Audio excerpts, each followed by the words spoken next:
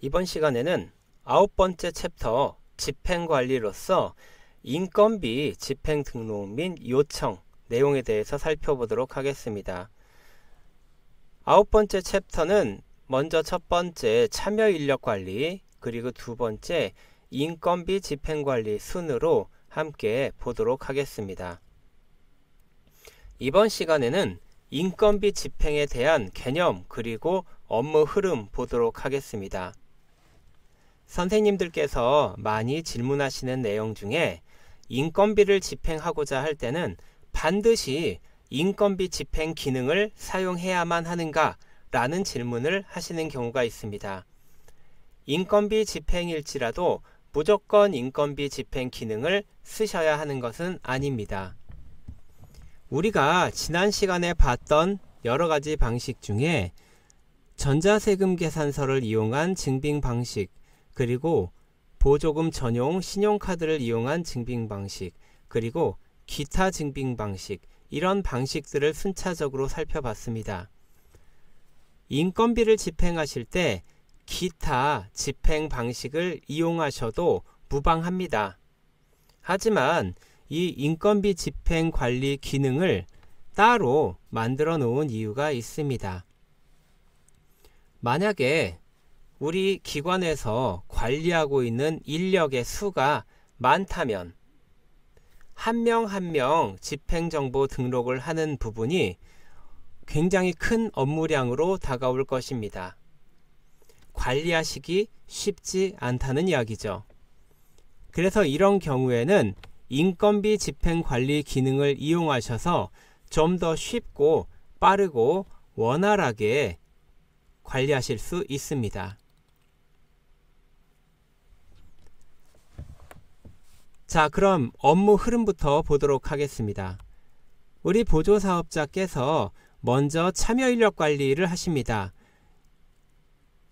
무슨 뜻이냐 하면 우리 인력들의 정보, 급여 정보라든지 급여 계좌 정보라든지 이런 정보들을 미리 등록을 시켜 놓는 과정을 이야기합니다. 그러니까 신규 인력을 등록하는 이 시기에서는 조금 수고를 해 주셔야 합니다.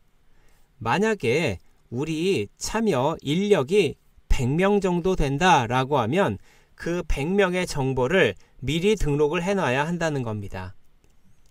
하지만 이렇게 한번 등록해 놓으셨으면 예를 들어서 월급이 나간다든지 또는 주마다 주급이 나간다든지 이렇게 그때그때 급여가 나갈 때마다 새롭게 등록할 필요 없이 인력 등록을 해놨던 정보를 그대로 끌고 와서 한꺼번에 집행 등록을 할 수 있습니다. 그리고 집행 요청도 한꺼번에 하실 수 있습니다. 인건비 집행 기능을 이용하지 않았다면 우리 인력이 100명이라고 가정했을 때 100명의 집행 정보를 월마다 한 명 한 명 따로따로 등록하셔야 했을 것입니다. 하지만 인건비 집행 등록 기능을 이용하시면 처음에 100명의 신규 인력 등록을 해 놓으셨다 라고 했을 때 인건비 집행 등록 그리고 요청은 그 이미 참여 인력 등록해 놓은 정보를 끌고 와서 하기 때문에 훨씬 수월하게 하실 수 있게 됩니다. 이렇게 집행 요청까지 하셨다면 이체 담당자에게 이 목록이 넘어갑니다. 이체 담당자는 이 목록을 확인해 보시고 한꺼번에 이체 실행을 하실 수 있습니다. 우리 인력이 100명이다 할지라도 100명의 인력을 한 명 한 명 급여를 이체해 주는 방식이 아니라 들어온 내용을 전체 선택하셔서 한 번에 이체 실행 가능하다는 얘기입니다. 이렇게 쉽게 인건비 집행 내역을 관리하실 수 있습니다.